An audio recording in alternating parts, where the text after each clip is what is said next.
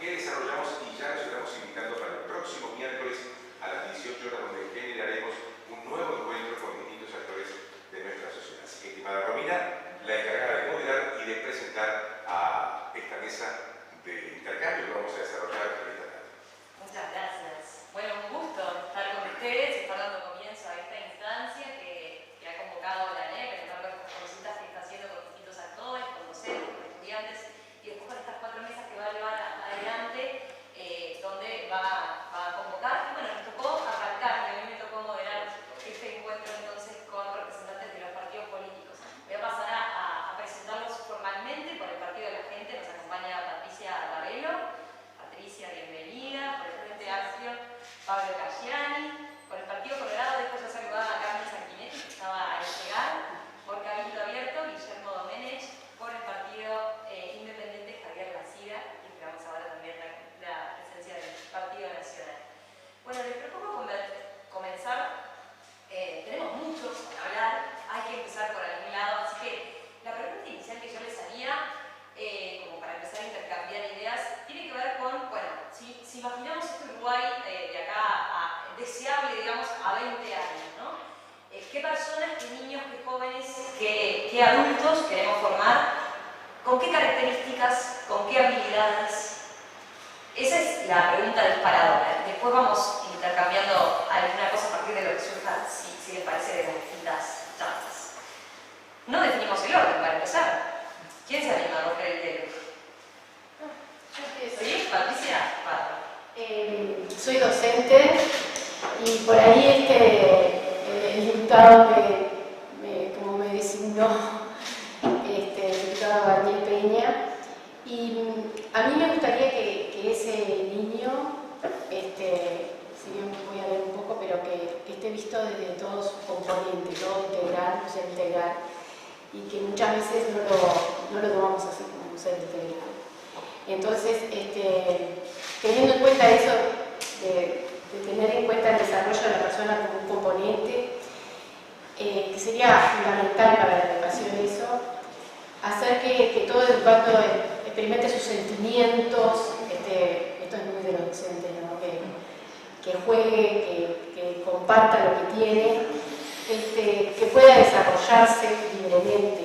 Esa libertad que muchas veces la limitamos con lo que tenemos que enseñar. Entonces, a mí me parece, un poco con el diputado, que tendríamos que comenzar por el niño como ser integral en todos sus componentes, así viéndolo, y si el niño está alegre, si está feliz, si está libre, ese niño va a absorber todos los conocimientos, entonces que podamos transmitir nosotros, ¿no? Y nosotros los docentes como guía, obviamente, que muchas veces lo decimos, pero que no lo llevamos a la práctica. Por acá estaría una primera intervención, pero... Perfecto, pero ya quedaron varios aspectos sobre los cuales volver. Me parece interesante es el rol del docente, el tema de lo que tenemos que enseñar, ¿no? Claro. Y eso es un aspecto interesante también para volver. Adelante. Yo creo que se podría decir podríamos decir, y creo que habría mucha coincidencia, personas libres, responsables, competentes, que toman las decisiones que en el proceso de construcción de sus subjetividades y de sus roles sociales en términos satisfactorios, las decisiones de su proceso de crecimiento en términos satisfactorios para ellos y para la sociedad. Todo eso es muy lindo. El lío es cómo eso se traduce en currículum. Bienvenida, Carmen. Hola, ¿cómo andás? ¿Qué pasa? Hola. ¿Qué tal?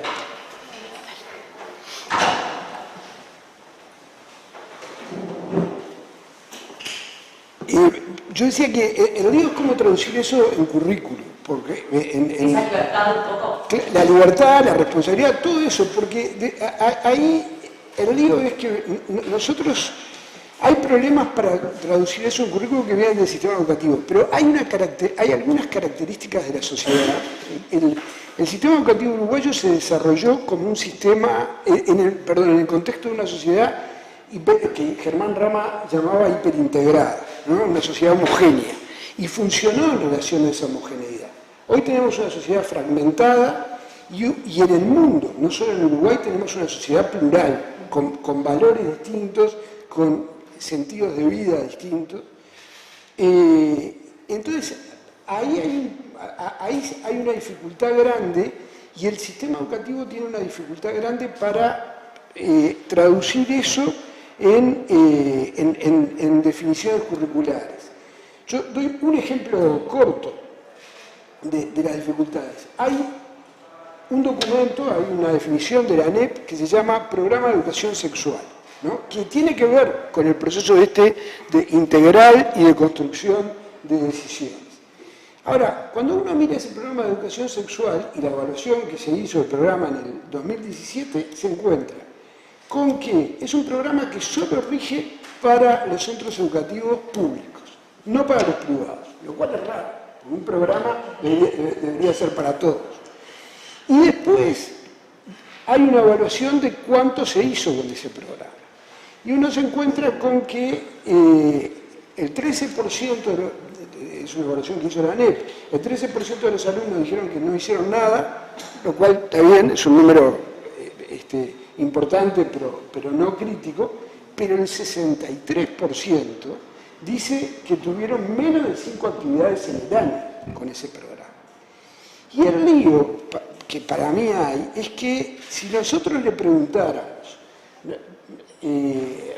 nos preguntáramos a los que estamos acá en esta mesa, ¿con qué programa de educación sexual o con qué actividad de educación sexual estaríamos de acuerdo y conformes que participaran nuestros hijos, en mi caso a esta altura mis nietos, seguramente tendríamos diferencias muy importantes entre nosotros? Entonces, a mí me parece que ahí hay un lío, además cuando uno mira ese programa, lo que encuentra es una lista, básicamente, como en todos los programas uruguayos, lamentablemente, es una lista de contenidos, no una lista de decisiones a apoyar con respecto a su vida sexual que tienen que tomar los jóvenes. Ahí yo creo que la solución para esto pasa me hizo acordar el título de un libro viejo de Pablo Freire, no de los más conocidos, Educación como práctica de la libertad. Yo creo que el tema está en que por eso vuelvo a lo de la libertad, el tema está en generar condiciones para que los estudiantes vayan tomando decisiones, que es algo para lo cual el sistema educativo tiene dificultades. Y esto tiene que ver con la vida sexual, que debería ser algo fundamental en la niñez y la adolescencia, en el proceso formativo, tiene que ver con el concepto de trabajo. Yo leí, a mí me parece muy bueno que en la educación técnica desde hace un tiempo haya un rol que llaman de alfabetizadores laborales, como de orientadores en el mundo del trabajo. Ahora, yo leí las definiciones de ese rol y su línea de trabajo hace 3 o 4 años, y era prácticamente una guía para formar militantes sindicales combativos. Porque yo no quisiera que mis hijos y mis nietos participaran de un programa de ese tipo. Y estoy dando un ejemplo con respecto a los comportamientos sexuales y al trabajo, que serían las dos grandes dimensiones que se construye el pasaje de la adolescencia a la juventud. O sea que el tema del cómo construimos un programa en un contexto, sin que el programa diga generalidades y trivialidades, porque claro, en una serie de definiciones triviales nos podemos poner de acuerdo muy fácil, pero cuando pasamos a definiciones fuertes que sean capaces de interpelar y de movilizar a los adolescentes y a los jóvenes, yo creo que ahí se nos va a complicar muchísimo para pensar en, el lío, en la respuesta general podemos estar muy de acuerdo, pero después en la traducción de esa respuesta en definiciones curriculares, me parece que tenemos un desafío muy importante. Yo digo, por ahí. Sí, Para seguir. Cualquier cosa reitero por las dudas la pregunta para quienes se están sumando a la transmisión en streaming ahora. El disparador era un poco, bueno,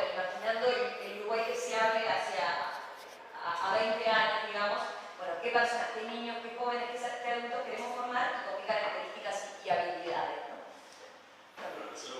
Para la tentación profesional que me impone el ser abogado y escribano, y debo decir que todo lo que haga el Estado debe estar enmarcado en las disposiciones constitucionales vigentes. Y si leemos la Constitución, artículo 41, cosa que se hace con poca frecuencia, esta es una disposición constitucional poco recordada en el país, dice: el cuidado y educación de los hijos para que estos alcancen su plena capacidad corporal, intelectual y social es un deber y un derecho de los padres. La educación no es un derecho y un deber del Estado, no es un derecho y un deber de los sindicatos, no es un derecho y un deber de los docentes, sino que es primordialmente una responsabilidad de los padres que la delegarán eventualmente en los docentes o en quien entiendan que corresponde. Lamentablemente, en nuestro sistema educativo le hemos dado pocas oportunidades a los padres de expresarse libremente sobre la educación que constitucionalmente cuya responsabilidad le corresponde principalmente a ellos. Yo le diría que exclusivamente a ellos. La Constitución tiene otras disposiciones interesantes, todas ellas provienen curiosamente de la Constitución del 34 y se repitieron en la Constitución del 42, del 52 y del 67. Y algunas de estas normas provienen de la Ley de Educación General que se aprobó durante el gobierno del coronel Latorre y que fue redactada por José Pedro Varela. ¿Y qué dice? La ley reglamentará la intervención del Estado al solo objeto de mantener la higiene, la moralidad, la seguridad y el orden público. Esto quiere decir que no es la educación pública la que tiene que transmitir una determinada escala de valores. Lo que tiene que permitir la educación pública es que se transmitan todas las escalas de valores que están vigentes en nuestra sociedad, porque es evidente que no tenemos un acuerdo sobre los valores. No hay un acuerdo en la sociedad desde el momento en que hay opciones filosóficas, religiosas y políticas diversas. Y entonces no le corresponde a la educación pública actuar como árbitro de las distintas opciones que en esos campos existen, sino que lo que le corresponde es darle a los padres la opción de formar a sus hijos en cada una de esas opciones, y por lo menos, para ser realista, porque es muy difícil ser absolutamente pluralista, en las principales opciones filosóficas, religiosas, políticas que ofrece nuestra sociedad. Porque se habla mucho de la educación en valores, pero el problema es, y yo lo he dicho en el Senado de la República, el problema es que no estamos de acuerdo en qué valores transmitir. No estamos de acuerdo en qué valores transmitir. No estamos de acuerdo en qué valores transmitir. Acá el profesor hablaba del tema de la sexualidad. Vaya si no estamos de acuerdo en cómo debe instruirse a nuestros jóvenes en materia de sexualidad. ¿Cuáles deben ser las conductas que en esa materia tengamos? Y vamos a decir que yo creo que existe una especie de obsesión sexual en el mundo moderno. El sexo es una parte importante del ser humano, pero no es la única. Hay otras cosas, y a edad temprana quizás haya otras cosas más importantes. Como yo diría que en el Uruguay necesitaríamos, y recuerdo una frase que a mí me sedujo mucho de Artigas, en el sentido de que el docente debe insuflar un espíritu favorable en los educandos. Yo creo que esa es la principal labor del docente, generar interés. Yo tuve docentes que a nivel liceal los recuerdo mucho y hasta les haría el homenaje de mencionarlos, como Selva López, Luis Antola García, que me estimularon muy particularmente, y yo les agradezco. Creo que ellos con mis padres son un poco los factotums de lo que ha sido mi vida desde el punto de vista intelectual. Y bueno, esa es la labor del docente, alentar, estimular. Y yo diría que uno de los déficits que yo encuentro en nuestra educación en general es la falta de una indagación, de indagar profundamente las distintas vocaciones que hay en los seres humanos, porque somos iguales en esencia y diferentes en existencia, y no todos tenemos las mismas vocaciones. Yo tuve una particular vocación por las letras, otros compañeros míos tuvieron una particular vocación por la ciencia, y es muy importante indagar desde temprano cuáles son los intereses fundamentales de nuestros niños, de nuestros adolescentes, y yo diría hasta de nuestros universitarios, porque existe yo creo una gran desorientación entre nuestros educandos respecto a qué le da sentido a su vida desde el punto de vista intelectual, ¿no? En un país en que hay tantos depresivos y tantos suicidas, ¿quién no conoce, quién no está cerca de un chico depresivo y hasta de una persona suicida? La juventud en este momento yo creo que tiene una gran preocupación por encontrarle un sentido a la vida, que es una preocupación natural del ser humano. Y ayudar a los jóvenes a encontrar su vocación yo creo que es una tarea muy importante de la enseñanza pública, que estamos hablando de esta enseñanza pública que tanto queremos porque en general somos fruto de esa enseñanza. Así que yo diría como una primera intervención en este sentido que toda la acción del Estado en materia de enseñanza tiene que contemplar estos principios constitucionales que tienen arraigo en lo más profundo de la historia del Uruguay y en la mejor historia del Uruguay. Y en segundo término, que tenemos que buscar que la enseñanza esté llena de animadores que estimulen a los jóvenes y lo lleven de la mano para encontrar su vocación. Y en último término, que una enseñanza como la nuestra tiene que ser una enseñanza neutral, que dé todas las opciones, que permita recorrer todos los caminos que desde el punto de vista de los valores sostenemos los uruguayos con distintas visiones, ¿no? Así que muchas gracias. Qué pregunta. ¿Qué personas, niños, jóvenes, adolescentes queremos formar?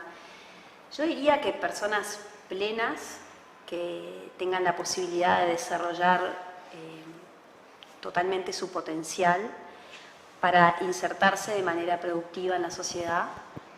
Y cuando digo personas plenas, digo en el sentido holístico de la palabra. Creo que Uruguay viene con un rezago o ha tenido, digamos, avances tímidos en lo que tiene que ver con abordar al niño, al joven en su integralidad.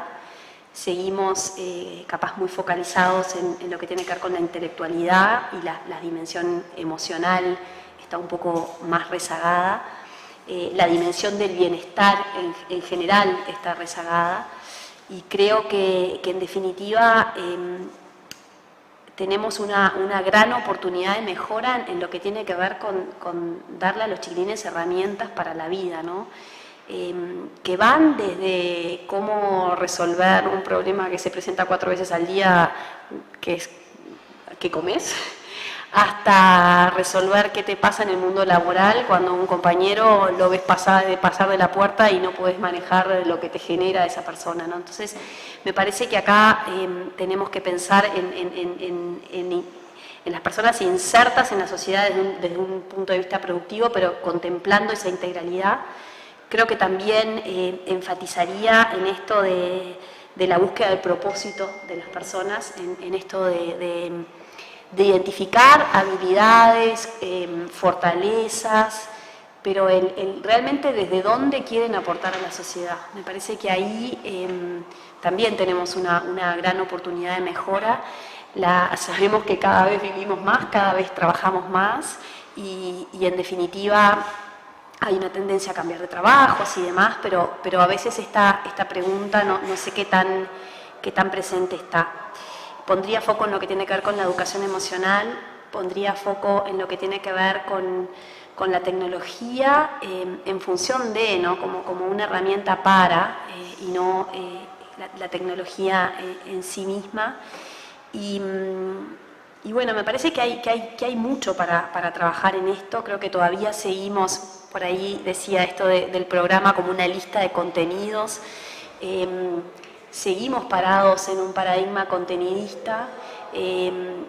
Seguimos parados en... A mí me pasa con mis hijos que a veces les tengo que tomar cosas que realmente no me resulta un desafío como madre mantener la motivación yo como adulta, ¿no? No me quiero imaginar ellos. Y bueno, y cuesta muchísimo cambiar, romper este paradigma de pasar de las competencias, de los contenidos a las competencias, perdón. Y bueno, me parece que tenemos un desafío enorme por delante. Creo que hay países que lo han hecho muy bien, que lo están haciendo muy bien. Por supuesto que Uruguay tiene sus particularidades, pero bueno, hay mucho para aprender. Y hay grandes consensos de muchos académicos que se han dedicado la vida en relación a algunas de estas cuestiones que debiéramos como país, entiendo, empezar a incorporar. Bien, buenas tardes a todas y todos. Lo primero es agradecer una instancia de este tipo. Es la primera vez que se nos convoca como partidos políticos a dialogar algo de educación. Y creo que eso no es menor, que es un gesto interesante en el marco de un proceso que ha definido la administración actual de transformación. Y esperemos sean, como decía Rosa recién, el primero de varios diálogos que sean fecundos, que sean productivos. Cuando me mandaron la pregunta, nosotros, el Frente Amplio aportó un documento que es el programa del Frente, que tiene mucha cosa que tiene que ver con las preguntas, pero la pregunta tiene una cosa muy difícil, que es ¿qué pensamos que tiene que saber el niño o el adolescente o el adulto, o cómo tiene que ser educado, qué tiene que aprender? Y en realidad cuando hablamos de educación, además de hablar del individuo, estamos hablando de tipo de sociedad. Entonces, ese futuro, digamos, es muy difícil pensar, porque en definitiva lo que estamos hablando es de qué manera se construye un nosotros y qué va a haber adentro de ese nosotros. Eso no se produce por fotosíntesis, se produce por el desarrollo de la sociedad, por las condiciones de la estructura económica, de la cultura, un montón de factores que inciden. Pensemos en cualquiera de los que visualizamos en el Uruguay. Por ejemplo, la importancia del fútbol. Es un factor relevante en la cultura, en lo que pasa en la escuela, en cómo se aprenden cosas. Entonces, de esto que tiene cierta elaboración colectiva, yo empecé a sacar qué cosas tendría que tener ese nosotros dentro de 20 años. Lo primero que tiene que tener en nosotros dentro de 20 años es mucha más democracia. Mucha más democracia o mucha más ciudadanía activa, participando de las resoluciones. ¿Por qué? Porque en realidad hay un proceso de comunicación, de información, que está haciendo que cada vez la ciudadanía pueda participar más de las cuestiones que tienen que ver con el común, que en definitiva es la política.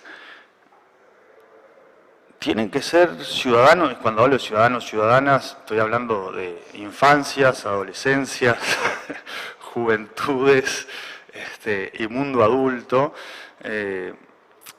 que tengan un desarrollo pleno, que tengan una integralidad para poder intervenir en el mundo que los rodea. Y probablemente nosotros algunas cosas podamos imaginarlas o pensarlas hoy, pero hay otros desafíos que no tenemos ni idea que están ahí, digamos, y que probablemente aparezcan por las características del desarrollo del conocimiento, el avance tecnológico, la disrupción en la relación entre la vida y la sociedad y la tecnología, digamos, que va a ser que es imposible prever esas cuestiones. cuando uno empieza a buscar, tal vez lo más importante es que los ciudadanos y las ciudadanas dentro de 20 años sean felices. Digamos, porque todo esto se mueve en torno a la construcción de un bienestar o de la felicidad, y eso es lo que motoriza en general a los seres humanos, y eso es lo que nos acordamos después a los años de los momentos de felicidad. Entonces, bueno, la educación tendría que enseñar a ser felices. ¿Se puede ser feliz sin libertad? No, yo creo que no. ¿Se puede ser feliz sin grados mínimos de igualdad? Bueno, pertenezco como una perspectiva de la sociedad que dicen que no, que libertad, igualdad, solidaridad son como valores fundantes, y que son parte de lo que enseña el sistema educativo. Digamos, recién se mencionaba Varela. La reforma vareliana básicamente fue colocar al ciudadano en el centro de la escena sobre otros actores que había en ese mismo momento y que tenían que conversar sobre cómo construir este pedacito de tierra.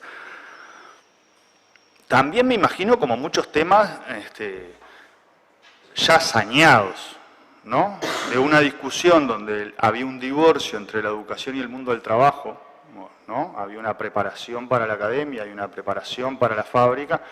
Bueno, vamos cada vez más a una relación de educación y mundo del trabajo que es muy productiva, provechosa, que tiene que acompañar procesos de desarrollo y de construcción de subjetividad, de identidad, que son centrales en la sociedad.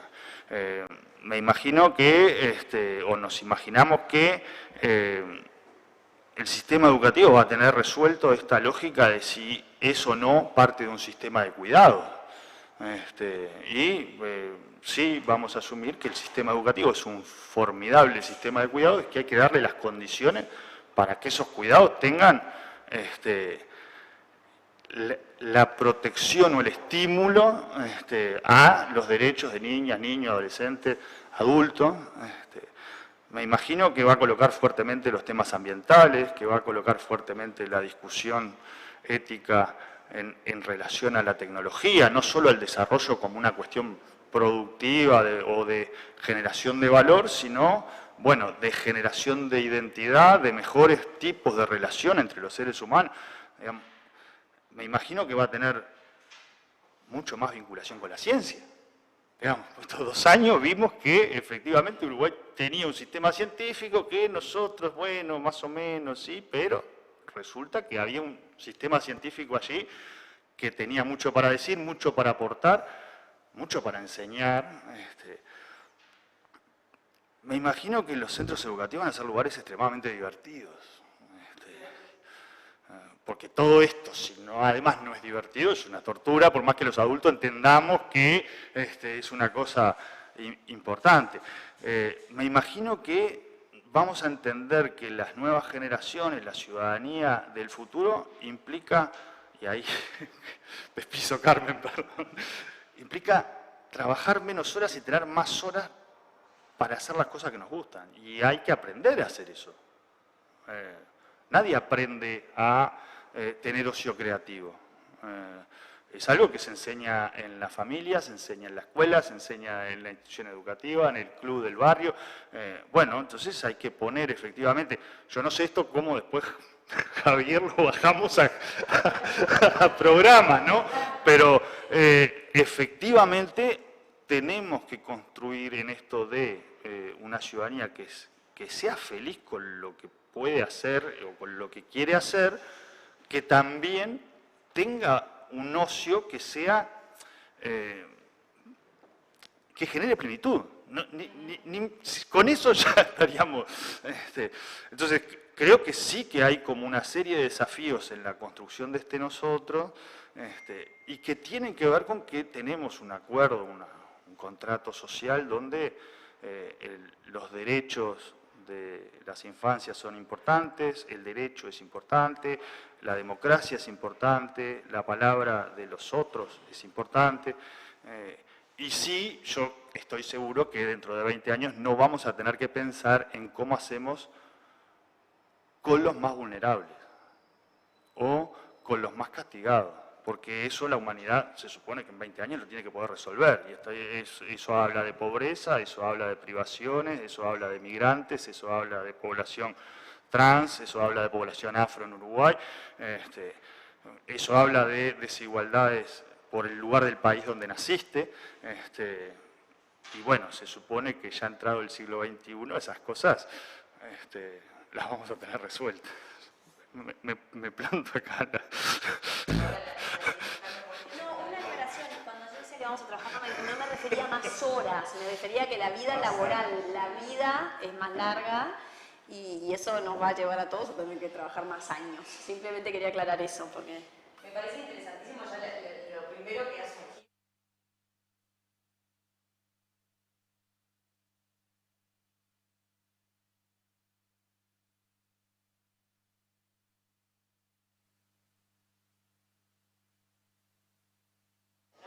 Pero ¿qué rol se imaginan, si pensamos en esto a 20 años, ¿no?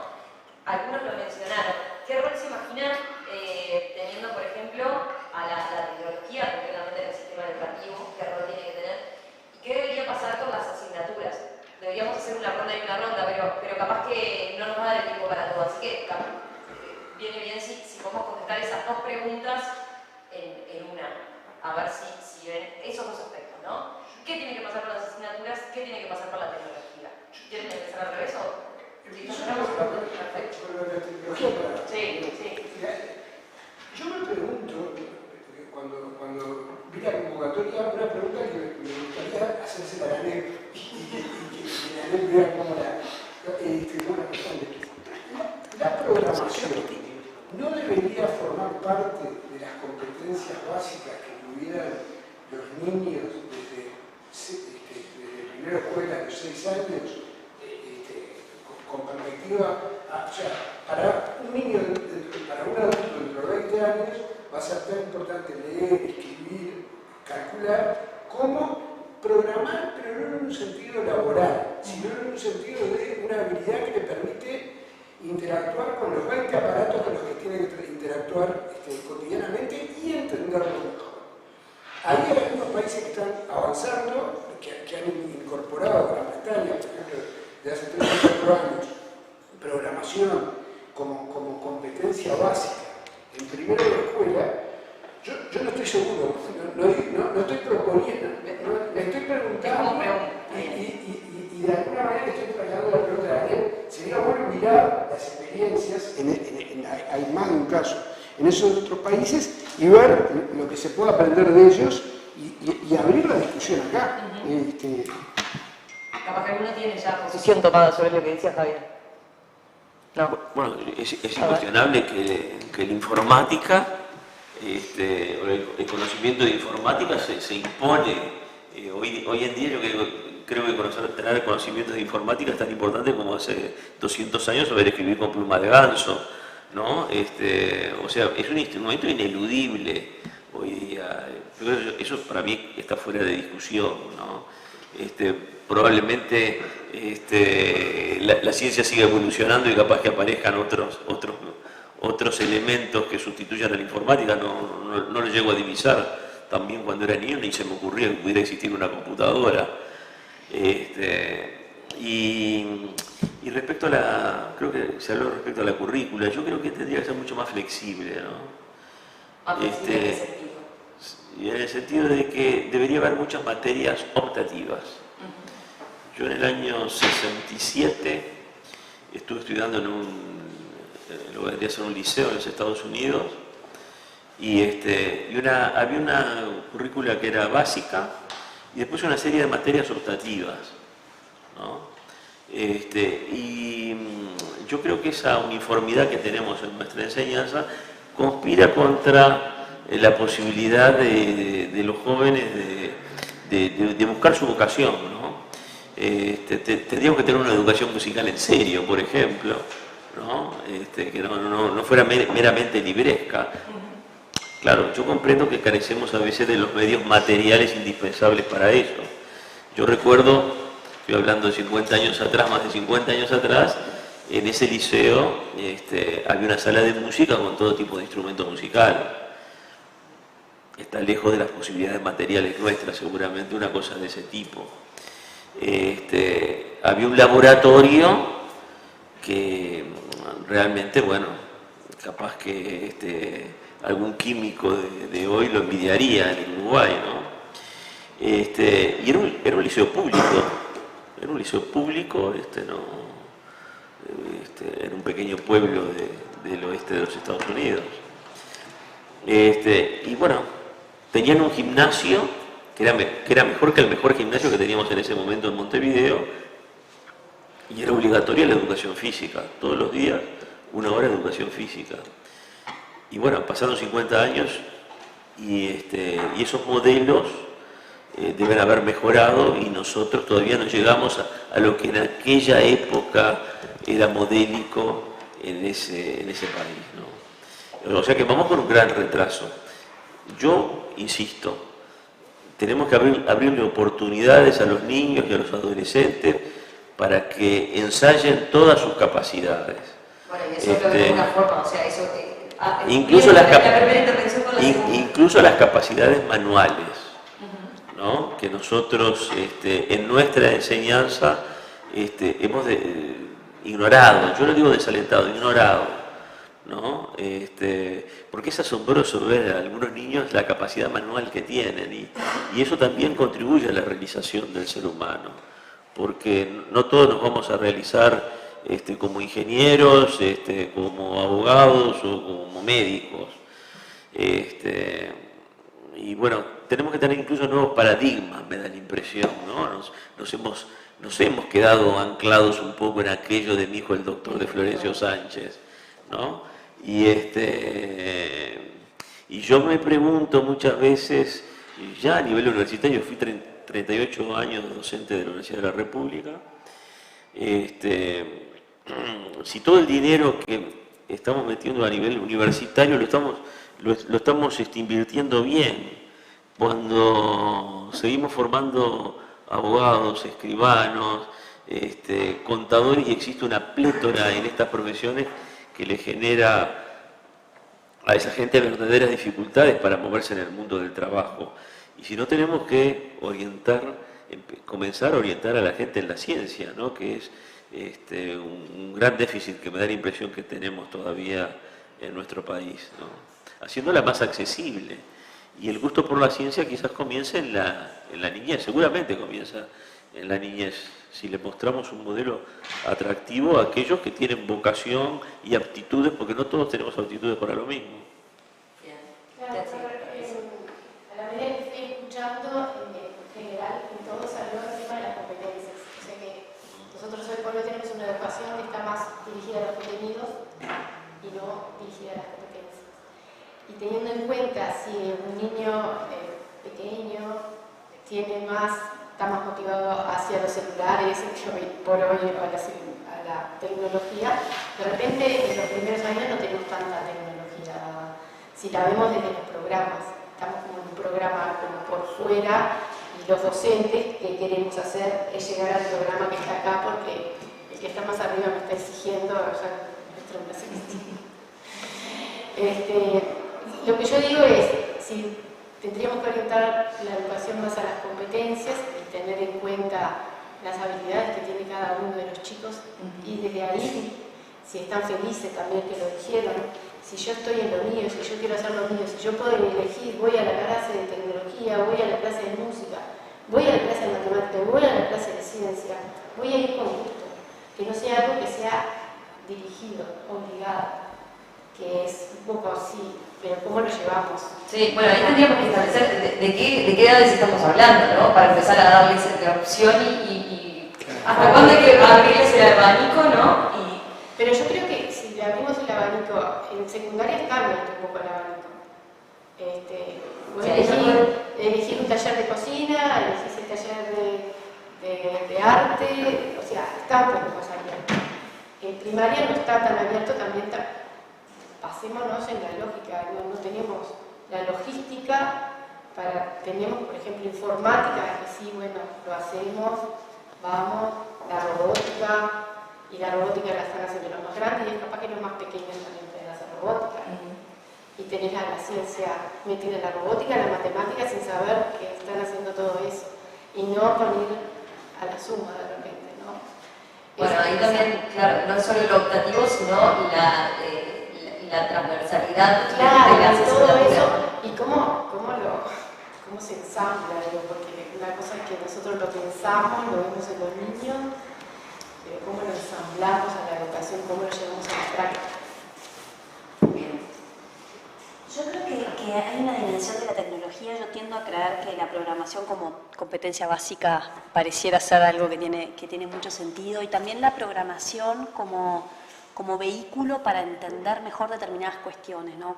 Yo creo que hoy la tecnología presenta muchas amenazas a los niños y a los adolescentes, y no les estamos dando las herramientas para enfrentar. Por ejemplo, los algoritmos de las redes sociales, ¿cómo funcionan? Sabemos que hay una estrecha vinculación, y ni que hablar en pandemia, con estos algoritmos, intereses de los niños y cuestiones muy patológicas y peligrosas que hemos visto en este tiempo, ¿no? El tema de la química, lo que producen los likes a nivel de la dopamina en el cerebro. Bueno, si a veces como adultos nos resulta difícil, y todos conocemos adultos adictos a los posteos, a los likes y demás, ni que hablar en las edades más tempranas. Entonces, yo creo que cuando pensamos en tecnología, por supuesto que tenemos que pensar en cuestiones de hacer un buen uso y de que puedan interactuar con los 20 dispositivos, como se decía, y demás, pero también creo que nos está faltando la parte como de darles las herramientas para entender la tecnología y entender lo que está pasando, lo que les está pasando con la tecnología. Y yo también me anoto a uno de esos, y ¿no? Porque me parece que avanzó todo muy rápido, y no necesariamente no acompañamos, no pudimos acompañar en estas cuestiones a los niños y a los adolescentes. Estamos empezando a descubrir ese Exacto, exacto. Y también esto creo que exige a los adultos responsables de los niños un involucramiento mucho mayor y un entendimiento de mucho mayor, ¿no? Porque cuando uno se pone a estudiar estos temas como para poder guiar a los niños en esto, se da cuenta de que realmente es muy complejo, y hay cientos de personas trabajando en estas cuestiones, y realmente se hace muy difícil, ¿no? Generar un espíritu crítico, generar la posibilidad de autorregularse en el uso de la tecnología, todo lo que tiene, hablaba de ciudadanía, bueno, la ciudadanía responsable en lo que tiene que ver con todas estas cuestiones. Me parece que ahí la estamos corriendo de atrás en serio. Y bueno, me preguntabas también por las asignaturas. Sí, sin duda yo creo que vamos hacia una cosa mucho más, no sé qué palabra utilizar, pero más móvil, más plástica, más fluctuosa, más flexible, más integradora, menos encasillada, al abordar las temáticas desde distintos ángulos y bueno, una mirada más integral, holística de los problemas, de los temas, de los desafíos, hacia dónde vamos como humanidad. O sea, me parece que ahí las asignaturas responden a una lógica del siglo pasado que de vuelta ya sabemos que hay muchos países que se han corrido de esto y no hay tanto para inventar, sino más que nada aprender y ver hacia dónde se están moviendo. Yo creo que ahí también, sobre todo porque es la forma de mantener los niveles de motivación en los niños y en los adolescentes, ¿no? Creo que ahí tenemos un desafío enorme. Ya sabemos que para que el aprendizaje suceda tiene que haber emoción. El aprendizaje es un proceso esencialmente vincular, y para que esto suceda y para que haya emoción tiene que haber algo que los cautive, que los mueva, y bueno, y pareciera que todavía estamos muy lejos en algunos aspectos de esto. Ella también deja planteado el próximo tema, que es también cómo formamos a esos docentes para que se adapten o se reconviertan si ese es el camino, ¿no? De ir a contenidos más flexibles, más transversales, y no verlo ya encasillado en asignaturas concretas. Pero me falta la opinión de Pablo, capaz que Javier tiene algo para acotar de eso. No, creo que En los dos temas de la pregunta, creo que la humanidad, digamos, siempre ha tenido esta dificultad con la tecnología. Mirás para atrás y Siempre la corrimos de atrás.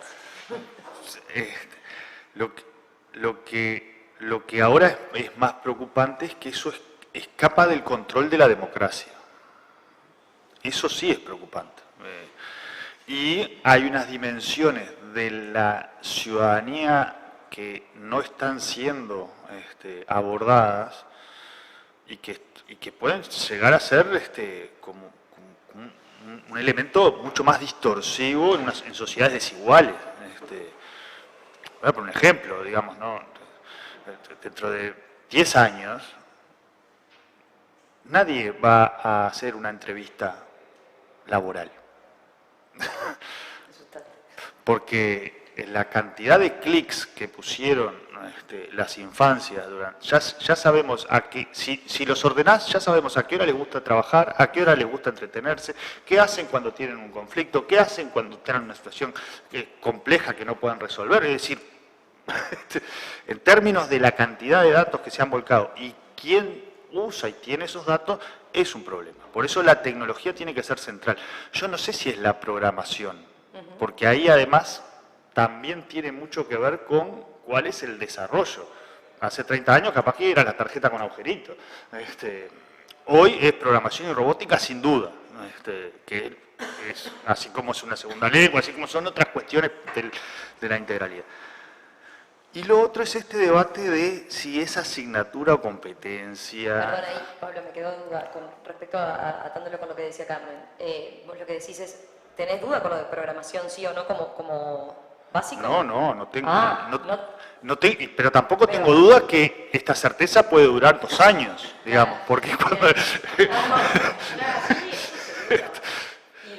Y después lo que decía Carmen, el otro conocimiento que la otra pata que capaz que no cubrimos tanto en la educación, que es ese conocimiento sobre los efectos de la tecnología en likes y demás. Claro, pero ahí la responsabilidad es de los adultos y del gobierno que se ordenan los adultos.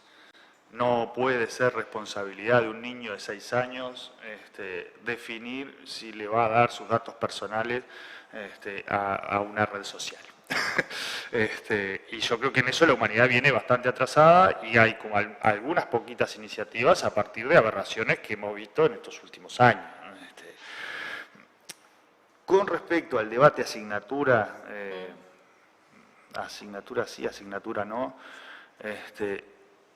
yo siento que nosotros tenemos un acuerdo en que lo que importa no es las horas de la materia, sino que lo que se aprende ahí adentro y cómo se aprende. Entonces, la discusión asignatura sí, asignatura no, termina en un ni. O como en Finlandia, que trabajan por proyectos, pero a la izquierda del cuadro dice cuántas horas hay que tener de qué materia por semana. Y yo creo que eso está asociado a sociedades que se plantearon el desafío de generalizar el acceso a la educación terciaria, universitaria, técnica, y que por lo tanto tienen que ofrecer a sus adolescentes y a sus jóvenes saber de qué se trata eso, de qué se trata la física. Porque si yo no sé de qué se trata la física, no voy a poder elegir física. Si yo no sé de qué se trata la robótica, no voy a poder elegir robótica. Salvo que justo sea el pelotón de los que generan la disrupción, pero digamos, entonces allí es relevante que el acuerdo sea cuáles son los saberes que la sociedad tiene que garantizarle a los estudiantes, o reconocerle en el caso de los adultos, pero que además le permita elegir. ¿Cuál es el problema? Si para hacer eso, además, yo te voy a penalizar si no te gustan algunas cosas, que es lo que pasa con un reglamento de pasaje de grado, por ejemplo, ¿no? No saltaste el plinto o no sabes definir la Revolución Francesa y, bueno, si eso además tenías alguna dificultad matemática, marche preso. Bueno, yo creo que esas sí son cosas que hay que modificar porque no tienen sentido, digamos, porque el sentido es que los estudiantes accedan al saber disponible en este momento de la sociedad y puedan seguir. Y para poder seguir, si lo que te gusta es matemática o las ingenierías, tenés que tener buena matemática, no es que tengas que tener un lab, taller, no sé, sí, eso lo tenés que tener como parte de aprender que no hay ninguna disciplina que funcione sola. Ahora, si no entendés la disciplina, no es que no sabés si te gusta o no te gusta. Pero tampoco son para aplicarlo porque Yo no te interrumpí la sida. No, ¿verdad? No, yo lo que digo es, o lo que hay que pensar es, ¿hay que cambiar educación media para que todos los gurises egresen de educación media? Sí. ¿Hay que cambiarlo para que solo egresen de educación media? No, hay que cambiarlo para que sigan en lo terciario. Para seguir en lo terciario, tenés que saber la disciplina. No, de la...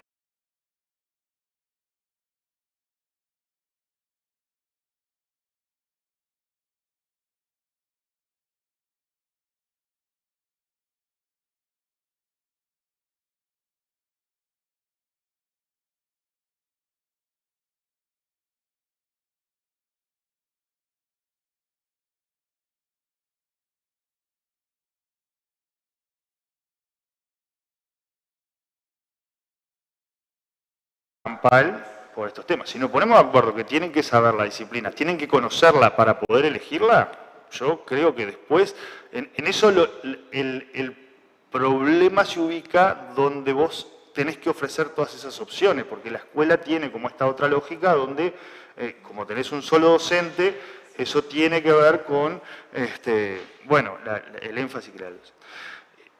Y reitero, no puede ser que si a vos te cuestan las matemáticas, la física, la química, y no te gusta hacer gimnasia, repitas el año. Porque eso está mal, es de la época donde ahí se elegía a los que iban a entrar a la universidad, y creo que no es la perspectiva que tenemos hoy respecto al sistema educativo. A ver. yo creo que competencias, incluyendo contenidos, ahí hay una falsa oposición entre competencias y contenidos, pocas, estructuradas en asignaturas, pero no en la cantidad que hay hoy, y muy claramente definidos los niveles de logro, de desempeño a lograr. Y yo creo que tiene que haber dos grandes flexibilidades. Para mí la gran flexibilidad en primaria la tienen que tener los docentes, para, dado ese marco de logros muy claros, que hoy no están definidos, que nunca estuvieron definidos en el sistema educativo uruguayo, que es para mí de los desafíos curriculares más grandes que tiene hoy, es decir, ¿qué es lo que queremos que aprendan efectivamente?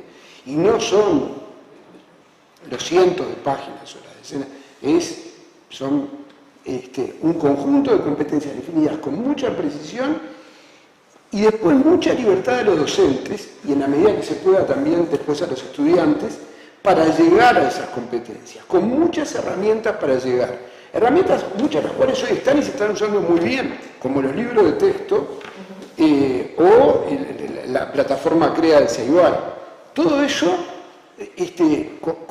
con mucha flexibilidad. A mí me parece que el currículum tiene que ser un currículum más flexible para los dos actores, para estudiantes y docentes, pero para eso tiene que estar muy claro qué es lo que tienen que lograr, que hoy no está dicho en ningún lado.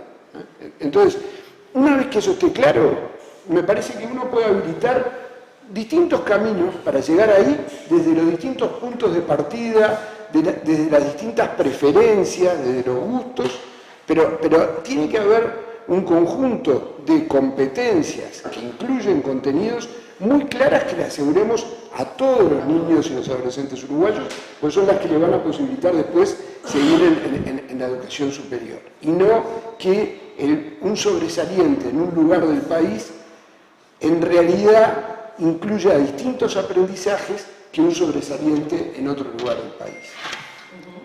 Eso es un tema del currículum, es una responsabilidad del currículum de decir, esto es lo que nosotros... Porque si no, al que le damos el sobresaliente y después llega a la Facultad de Ingeniería y resulta que le cuesta muchísimo más que a otro que llegó con bueno muy bueno, en el fondo lo estamos estafando.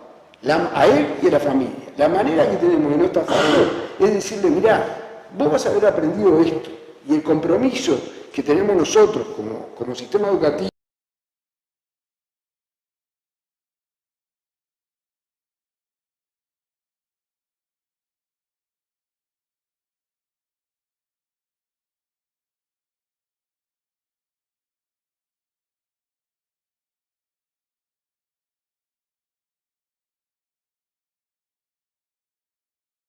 sin el apoyo de un medio audiovisual es una cosa que yo no concibo.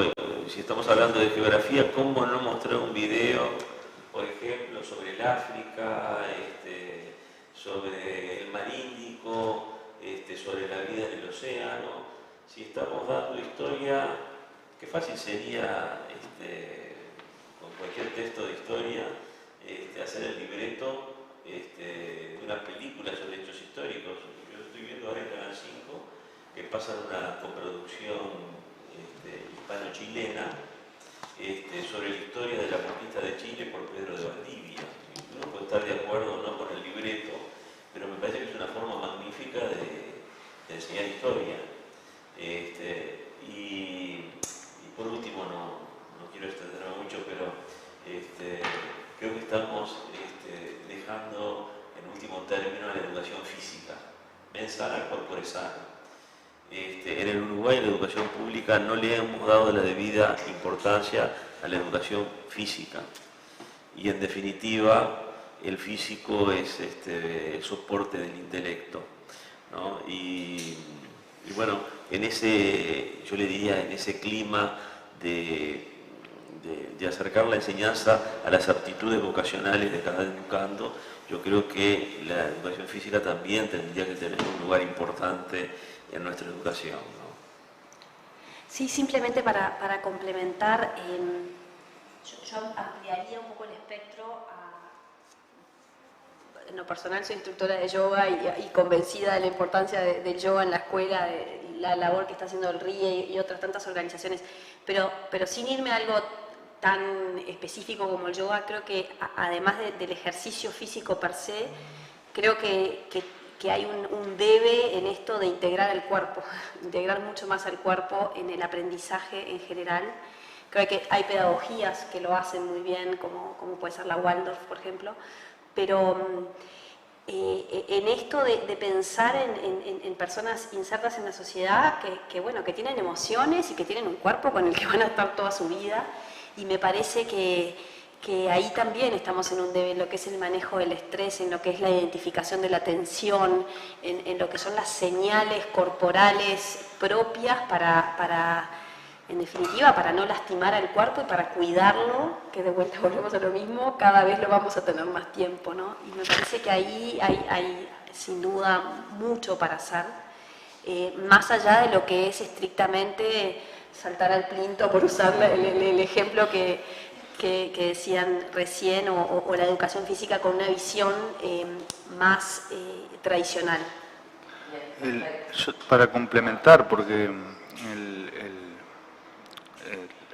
hay escuelas que están dentro del programa Yoga a las Escuelas desde el periodo anterior.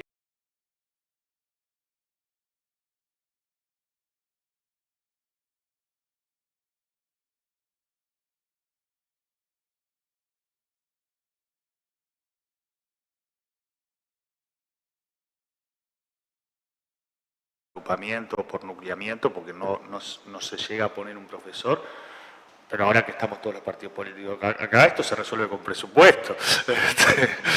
Que me parece interesante esto porque es otro profesional que entró a la escuela, y que tiene que ver no solo con el desarrollo, sino también con el bienestar. Y en eso de la educación física se nota con los chicos, si vos estás en la clase, que es un recinto cerrado. Así, la educación física sea en un recinto cerrado, la libertad que ellos tienen, lo que viven, la felicidad, es increíble verlo en la educación física. Y lo que decía es que sí, desde el 2006 en adelante, si bien antes teníamos una frecuencia de repente de educación física, después la frecuencia esa fue de 2 por semana, si estás en una de tiempo completo tenés más horario, o sea, eso fue avanzando, capaz que necesitamos más, y los rurales que no tienen, y que se vea potenciada en la integridad del cuerpo, porque educación física y el cuerpo trabajan desde el juego, esa integridad está importante, bien importante llevar adelante. Yo no querría cerrar mi intervención en este panel sin hacer referencia a la necesidad de que la educación tenga en cuenta que tenemos alto porcentaje de discapacitados a integrar en nuestra educación pública. Y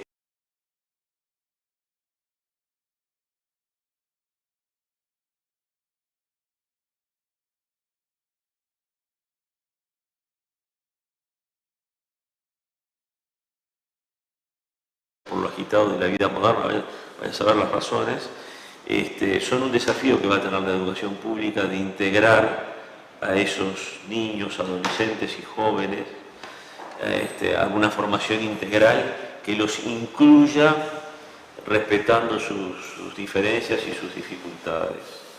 Yo creo que ese es un gran debe que tiene la humanidad, no diría el Uruguay, la humanidad con las personas que adolecen de discapacidades. Sí, no, yo creo que sin duda estamos en el debe, se están haciendo esfuerzos, se han hecho esfuerzos, pero estamos muy lejos. Yo quisiera aportar un ángulo diferente en relación a esto y tiene que ver con que somos un país muy homogéneo, ¿no? El trabajar con la diversidad, el ejercitar, el trabajar con el otro diverso. En un país como el nuestro, las oportunidades que tienen los chiquilines son bastante limitadas. No tienen inmigrantes, digo, por supuesto que hay inmigrantes, pero no hay una inmigración diversa y significativa como en otros países. Y en realidad ahí, cuando uno mira, por ejemplo, lo que publica el Foro Económico Mundial en esto de que van actualizando todos los años los 10 ítems que hacen que los jóvenes sean empleables, si uno mira esos 10 ítems con una perspectiva de inclusión educativa, se da cuenta de que van a estar esos jóvenes mucho mejor preparados y mucho más atractivos para los empleadores y mucho más, con más herramientas para insertarse productivamente en la sociedad si transitaron por el sistema educativo en aulas inclusivas. Y me parece que esa es una perspectiva que en general no se tiene, en general se mira desde las personas con discapacidad, desde los niños y jóvenes con discapacidad, y falta la otra mirada para traccionar y acelerar los cambios que entiendo se precisan. Si les parece, bueno, por favor, si quieren, cafecito y las cosas ricas que nos dejaron ahí, se levantan nomás y seguimos mientras la charla, pero a ver, antes de pasar al otro gran tema que tiene que ver con las cosas que pueden hacer los partidos, nos quedaba el tema pendiente de la formación que me parece que hay que hacer en materia de formación docente, ¿no? Concretamente, si tenemos en cuenta todo lo que venimos charlando. Y qué docentes también vamos a preparar y cómo vamos a hacer esa transición también para todos estos cambios que decimos que queremos instrumentar, ¿no? Aunque sea breve, me parece que es un capítulo interesante para tener presente. ¿Quién arranca en este caso? Yo arranco.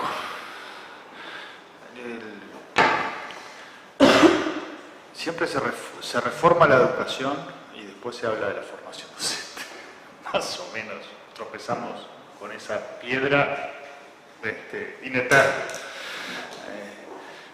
Y no de ahora, estoy hablando de décadas.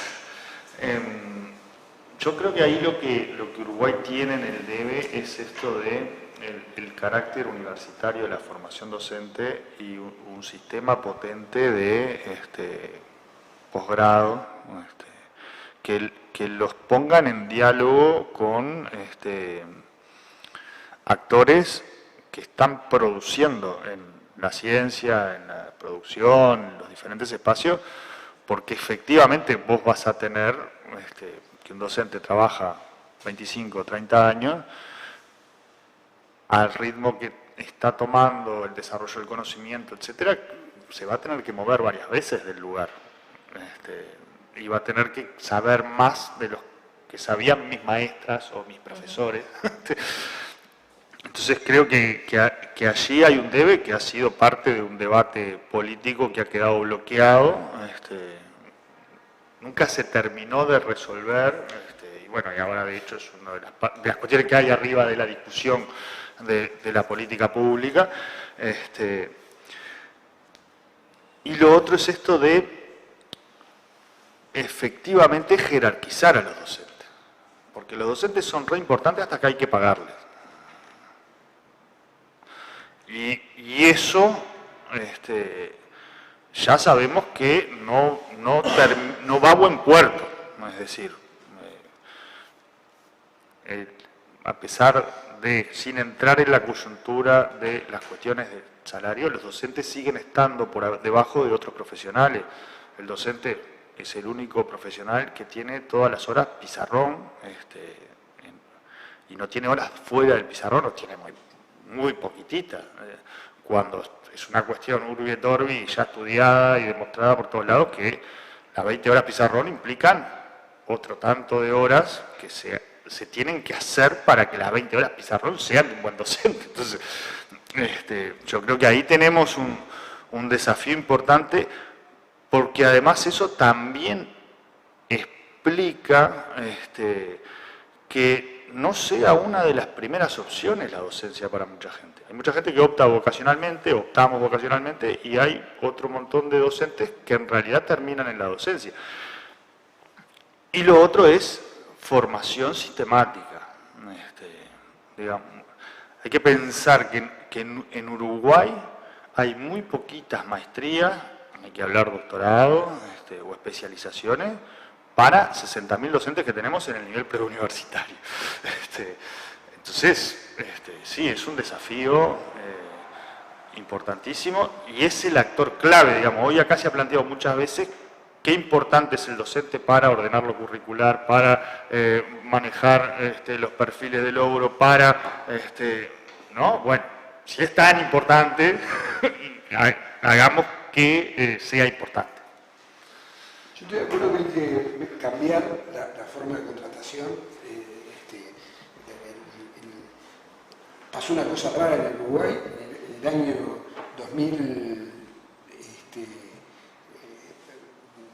si no recuerdo mal, 2010, 2012, todos los partidos políticos estábamos de acuerdo en cambiar la forma de contratación de los docentes, ¿no? Firmamos un documento. El presidente, convocado por el presidente de la República, el presidente Mujica, y eso no se logró implementar. Sería largo, no es tema de hoy analizarlo, pero yo estoy muy de acuerdo. Hay que cambiar.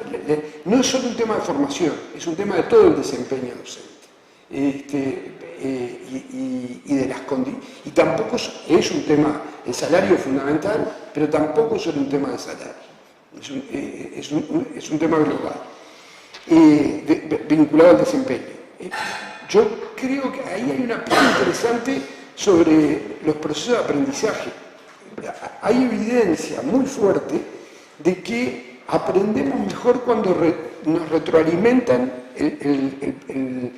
la evaluación que nosotros hacemos. Cuando viene el docente y nos dice, mirá, tenés que corregir esto, que si me dan una nota y me dicen, si no llegaste, volverlo a intentar.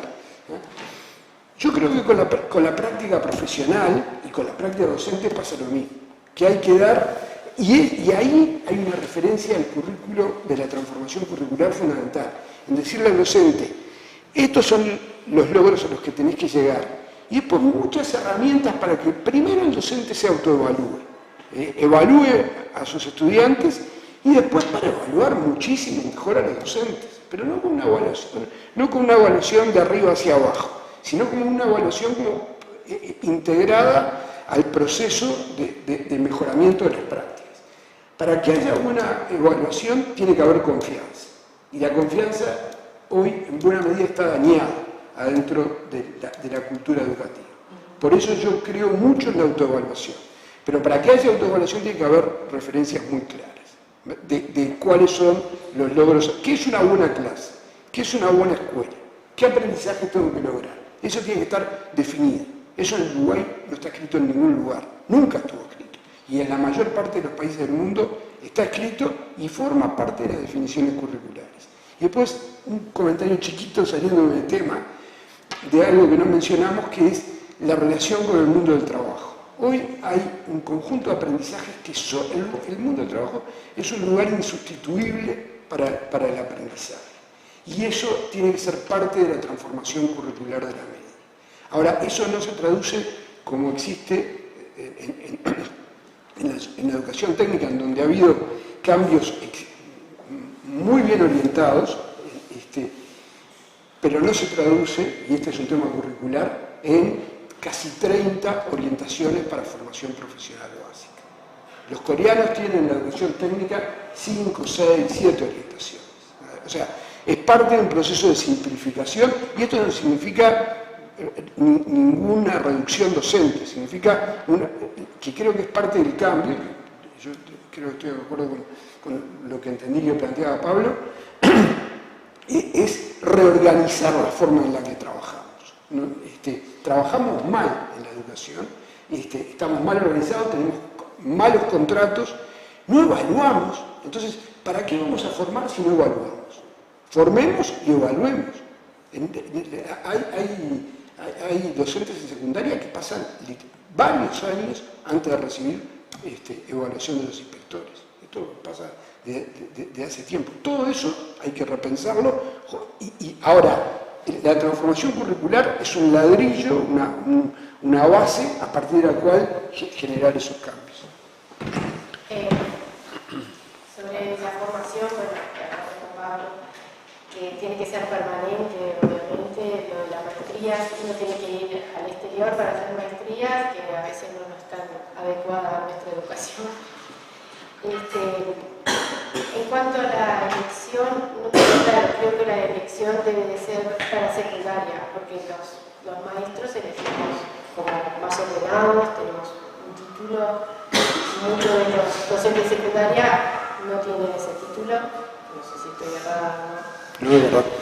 Y entonces es capaz que si la parte secundaria fuera una forma universal como es la parte primaria, también para la elección sería lo mismo, porque hay muchos profesores que se van trasladando de un lado, 3 horas en el otro, 3, 4 horas en el otro. Digo, los docentes, los maestros estamos en una escuela las 20 horas semanales y a lo sumo tenemos otro cargo en otra escuela a la tarde o una escuela de tiempo completo. No sucede lo mismo con los profesores de secundaria, que por ahí capaz que la parte secundaria que es como está más desorganizada. No sé si es desorganizada la palabra, pero no está tan clara la llegada del docente, eligieron las horas, después voy a las horas, no las tengo.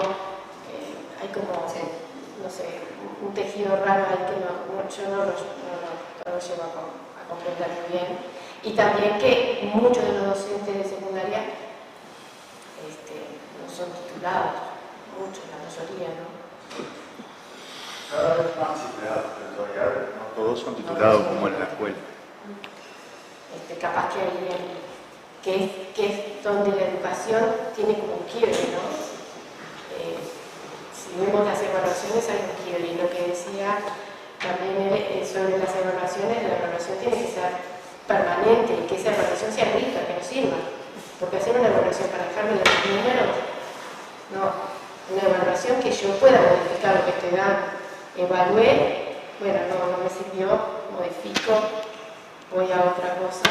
Y lo mismo, si eso lo hago con el alumno, que lo haga conmigo, digo. Con el docente, muchas veces los inspectores lo vemos una vez, media hora, como mucho, 2 en el año. Y después no lo vemos más. Los directores son los que tenemos más cerca, pero el inspector no aterriza a la escuela. Debería trabajar juntos, digamos. Claro, y no sé, secundarios. Años sin verlos. Y uno, a ver, uno dice, la evaluación, pero uno siente que eso está bueno, que te evalúan. A mí me parece, en mi opinión, es como un reconocimiento a lo que hiciste. Ya sea bien o mal, pero es un reconocimiento. Si vos pasaste años allá adentro y nadie te reconoció lo que hiciste, nadie vio lo que hiciste, no. Me parece que falta esa pata de la evaluación para modificar para bien o para mal. Perdón, no sé, en este aspecto yo diría que los docentes requieren estímulos económicos y profesionales, ¿no? Lamentablemente, bueno, vivimos en un país del tercer mundo con medios económicos limitados que no nos permiten hacer todo lo que querríamos, ¿no? Pero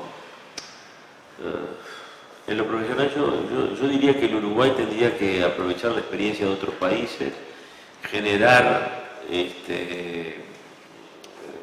becas para que nuestros docentes puedan perfeccionarse en otros países, ver experiencias fuera del Uruguay, traer docentes extranjeros a que dicten clases, a que ayuden a la formación de nuestros docentes, porque durante mucho tiempo vivimos con aquello de que éramos los mejores de América y del mundo, y parecería que últimamente no somos los mejores de América y del mundo. Y bueno, y en otro orden de cosas, la verdad que bueno, yo aliento que se reconozca la formación docente de grado universitario. Creo que este gobierno está empeñado en conseguirlo y me parece muy alentador. Y ese sería un estímulo profesional importante para nuestros docentes que le permitiría en el extranjero tener acceso a una formación superior también. Eso es lo que podría decir. Convencida absoluta de que es imprescindible que la formación y educación tenga rango universitario para que se puedan seguir formando. Creo que la evidencia es bastante abrumadora, que si hay algo que incide en el aprendizaje es la calidad de los docentes. Así que en eso, sin duda. Yo creo que una de las cuestiones que capaz que no se trató acá, yo creo mucho en la diversidad y a veces pareciera que bueno, lo que algunos docentes eligieron a los 20 y pico de años, la docencia sabemos que es una actividad bien extenuante, bien sacrificada, que exige mucho y bueno, me da la impresión de que tenemos que generar más vías de salida y de entrada hacia la docencia, ¿no? Como que aquel que eligió la docencia y es lo que sabe hacer, pero llega un momento que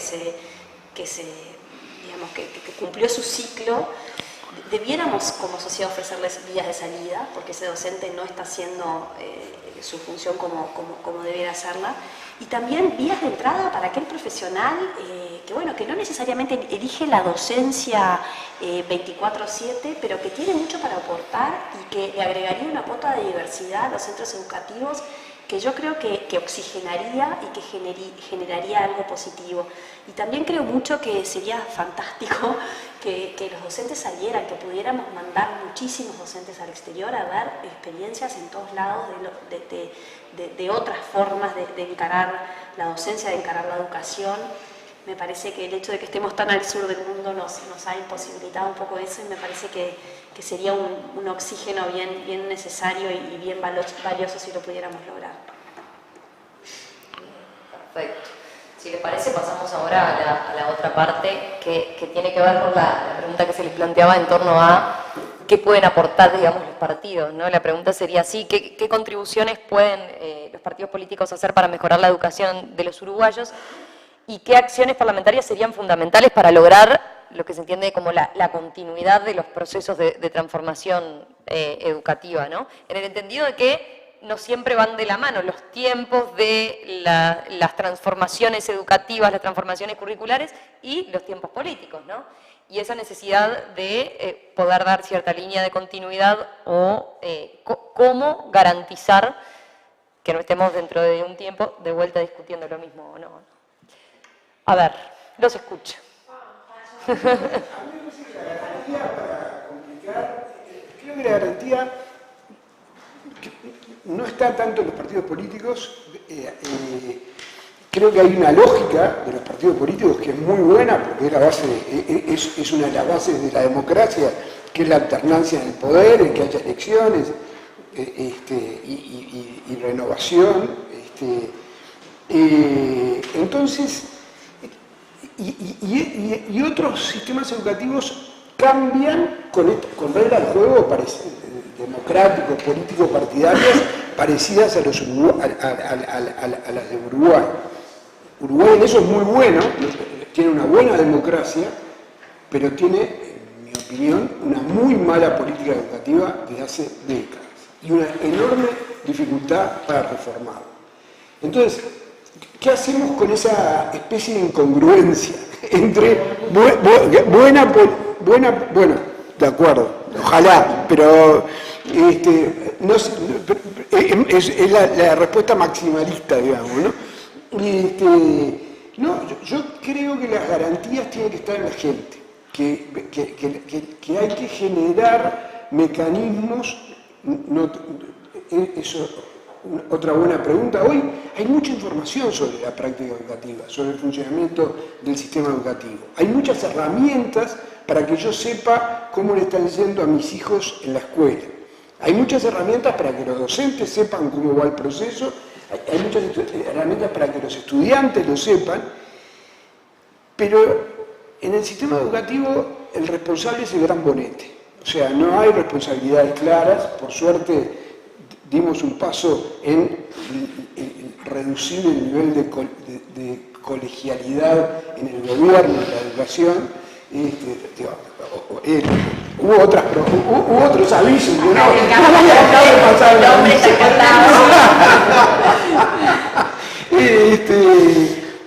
Por suerte dimos un paso en ese sentido. Yo creo que el sistema educativo tiene un problema de gobernanza enorme, pero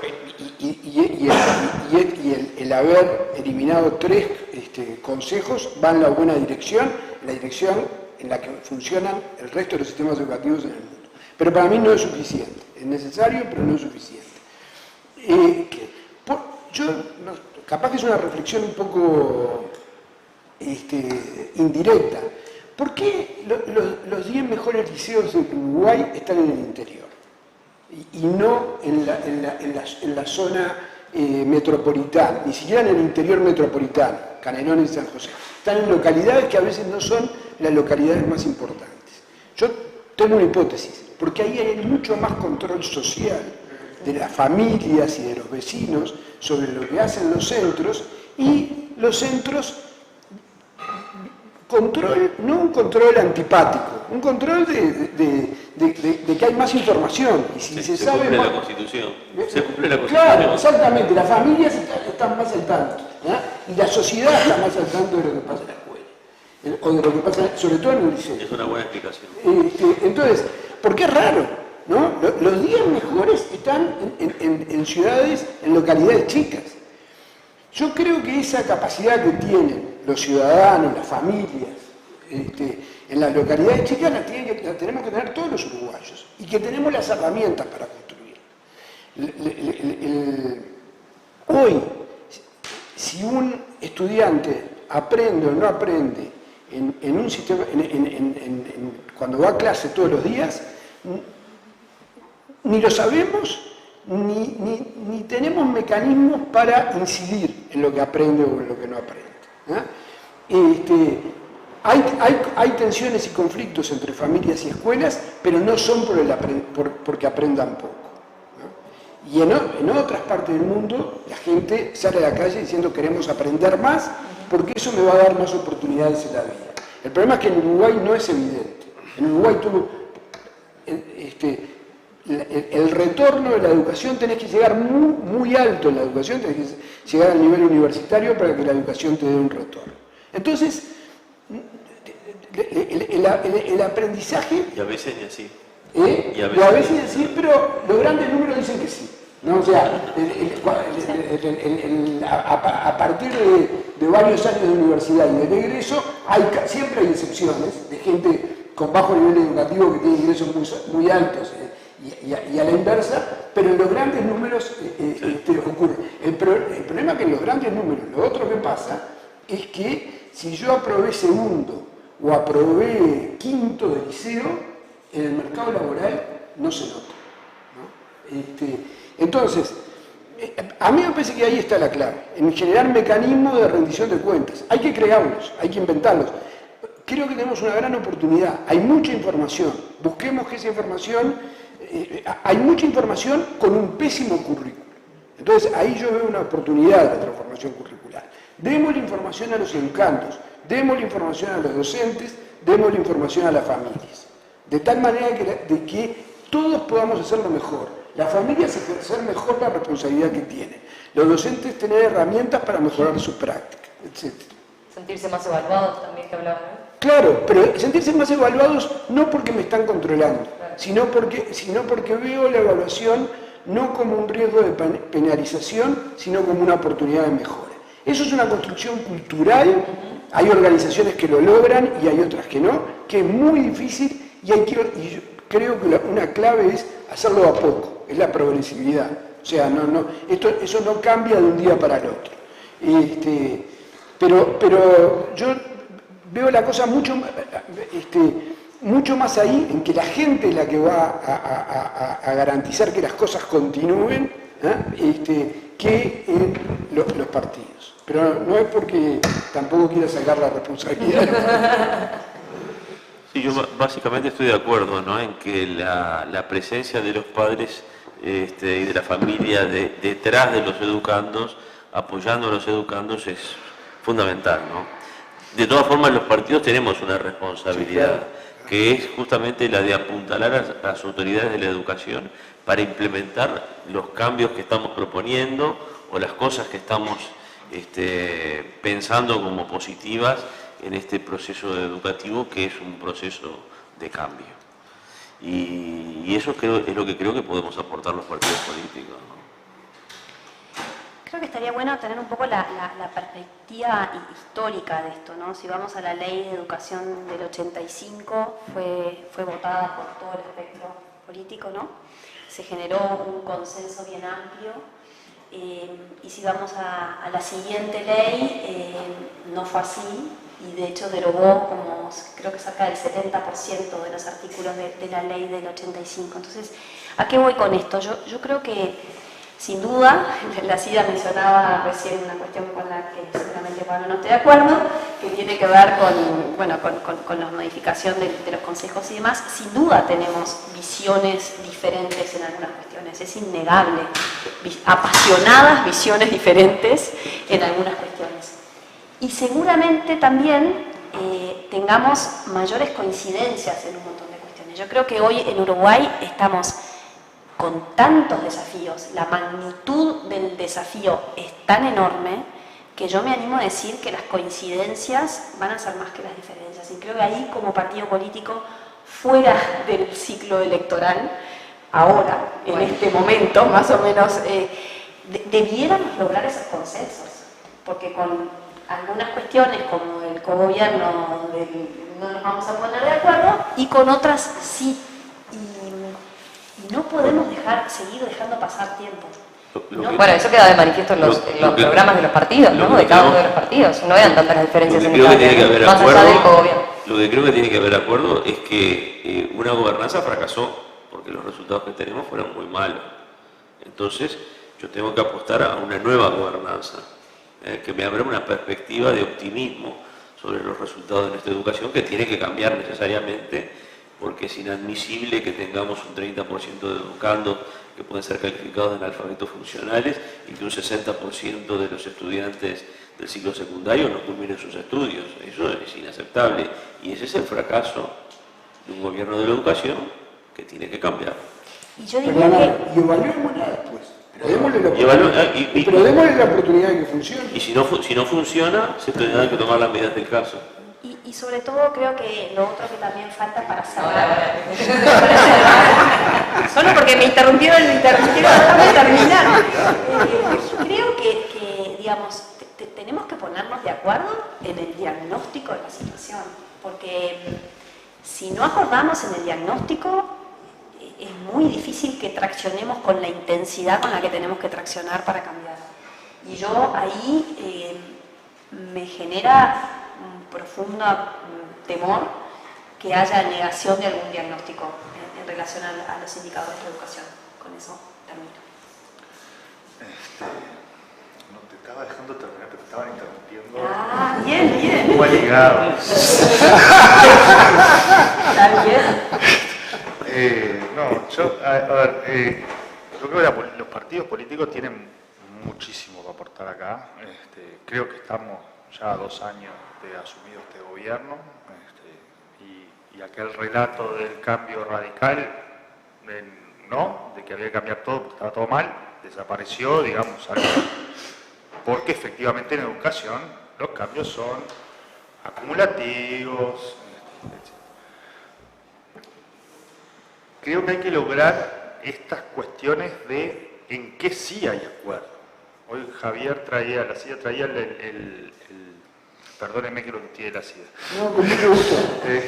Traía los acuerdos multipartidarios, que pueden tener grises o blancos. Bueno, pero ahí hubo acuerdos y ahí nació, por ejemplo, la UTEC. Después hay una cuestión que hay que lograr rearmar, que es que hay que lograr que los partidos políticos entren en un debate mucho más respetuoso respecto a los temas educativos. Hoy lo hablamos temprano. Sin saber que nos íbamos a encontrar hoy, tuve una llamada con el señor por un intercambio tuitero y acá nos encontramos, la vida a veces es redonda. No, pero además porque los actores somos los mismos hace muchos años y más o menos están en las mismas posiciones y yo creo que hay que lograr identificar cuáles son los mínimos comunes múltiples. Bueno, esa iba a ser mi pregunta, ¿no? ¿Hay posibilidad de acuerdo y cuáles son los aspectos que se pueden, cuáles son sus mínimos entonces para ir a esa negociación? Creo además que los partidos políticos tienen una responsabilidad sustantiva sobre que la educación y la ciencia sean prioridades presupuestales. No se le puede echar la culpa a otra cosa.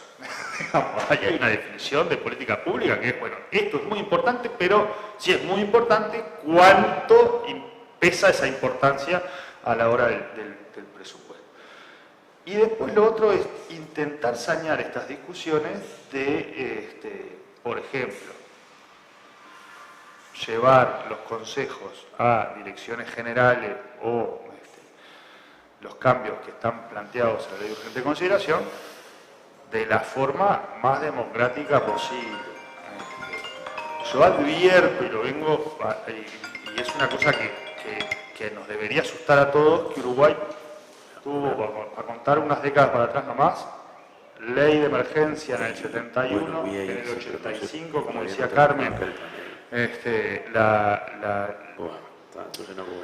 la ley de emergencia que fue negociada en el marco de la CONAPRO, que implicaba la salida de la dictadura, y después tuvimos la ley del 2008. Pero si vos mirás, los plazos se vienen haciendo cada vez más chicos. Entonces, si nosotros vamos a entrar a un régimen donde el que gana cambia, es un mal régimen. O sea que ahí hay que hacer reducción de daño, hay que sentarse hasta que nos podamos poner de acuerdo. Después hay otras orientaciones que yo creo que tenemos acuerdo. No hay nadie que diga que no haya que tener una segunda lengua en la escuela, nadie que diga que no hay que tener robótica, nadie que diga que no tienen que estar los gurises de 3, nadie que diga que no hay que extender el tiempo pedagógico, nadie que diga... Bueno, vamos sobre los acuerdos. Lo otro, sí, bueno, el régimen de funcionamiento democrático habilita a determinados cambios.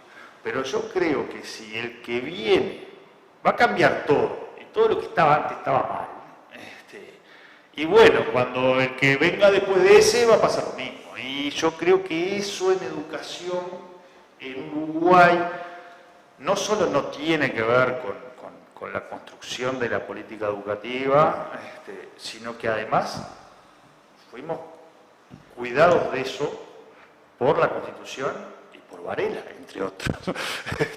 Entonces, creo que sí que hay muchísimo para ganar.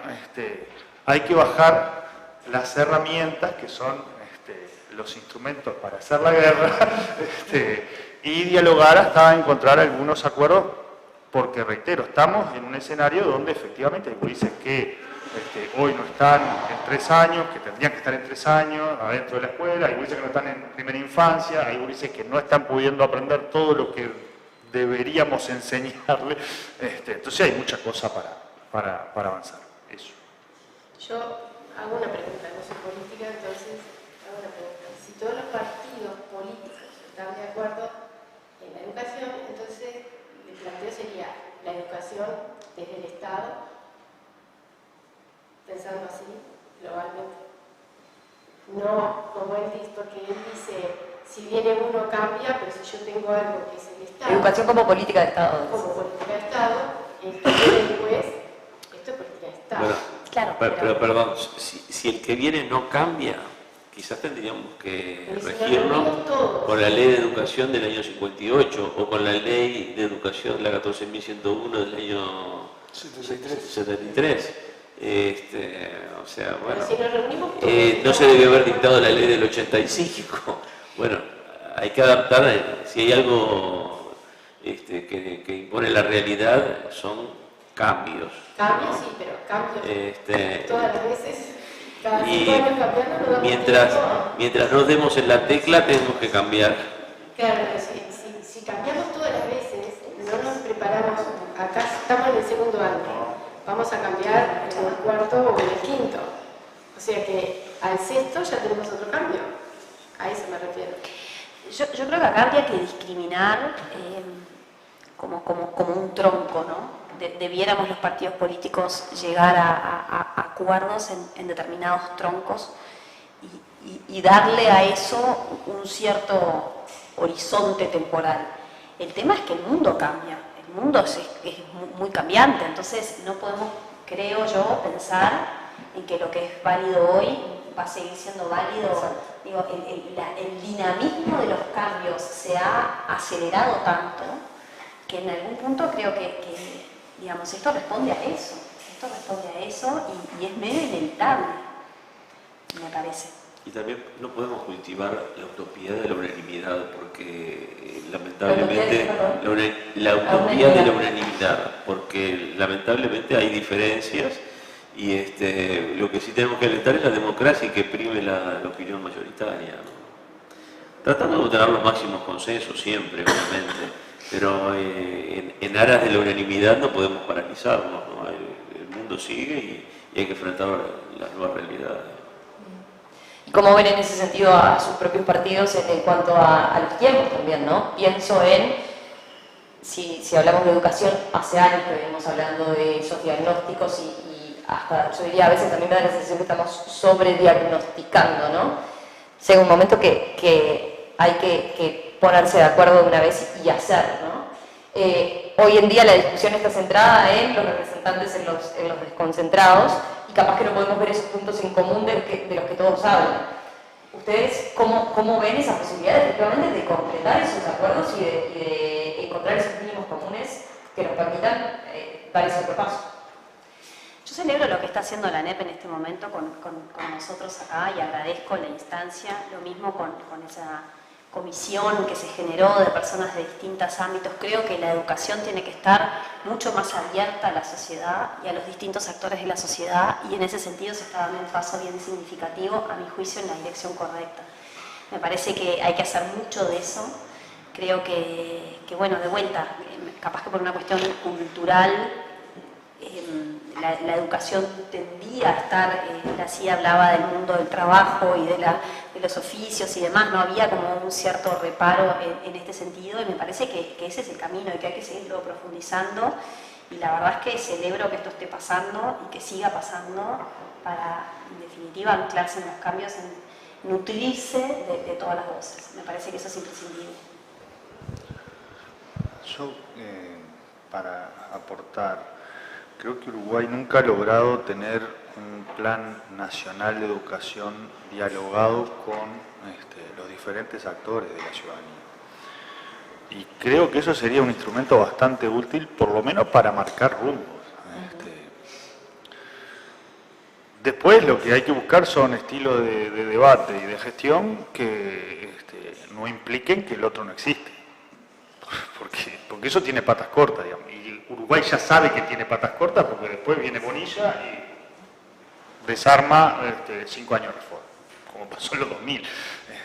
Y creo que ese camino les hace perder muchos años a nuestros gurises. Entonces, bueno, es parte del arte de la política lograr esas hojas de ruta que incluyan no unanimidades, porque hay cosas de Domenech con las cuales no nos vamos a poner de acuerdo, pero sí por lo menos grandes lugares comunes que sean, digamos, y yo lo bajo a lo concreto.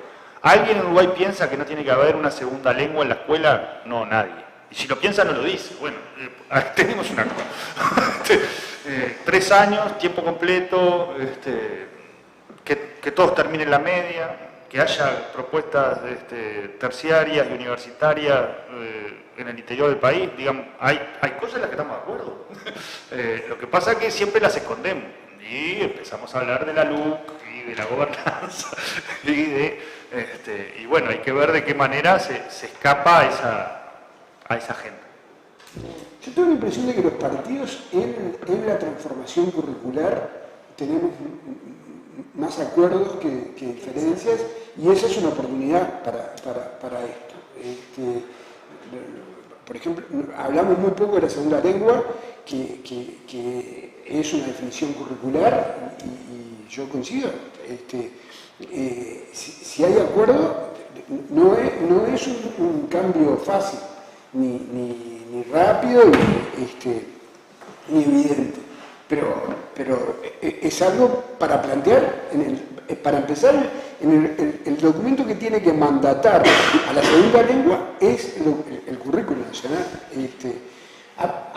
Capaz que es interesante pensar en espacios de discusión partidaria de algunos de estos temas, porque además yo creo que hay un error de creer de que y la experiencia, mi experiencia personal me dice lo contrario, parece que los partidos, cuando hablamos de educación,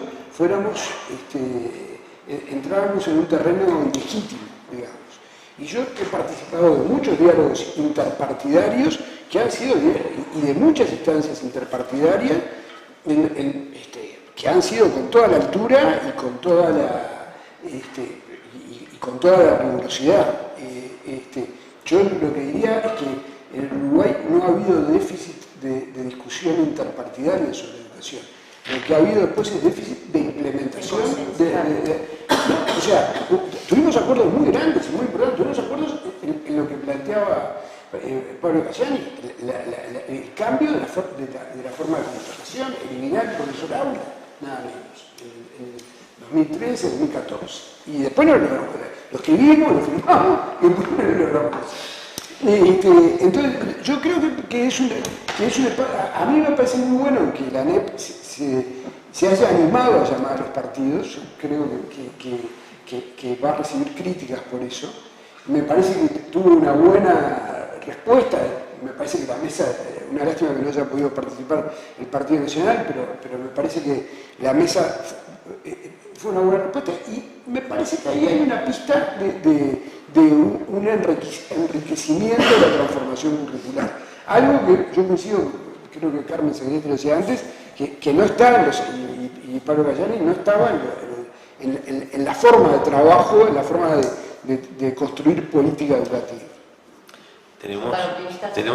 Tenemos autoridades de la educación que tienen una designación relativamente reciente y cuentan con venir al Senado de la República, donde están todos los partidos políticos con representación parlamentaria en el Senado, y nosotros confiamos en esas autoridades, que esperamos escuchen todos los planteos que hemos hecho y los que hacen otros grupos con autoridad en la materia, y vamos a estar lo que resulte de la labor de esas autoridades electas a las que apoyamos. Nada que les haya quedado.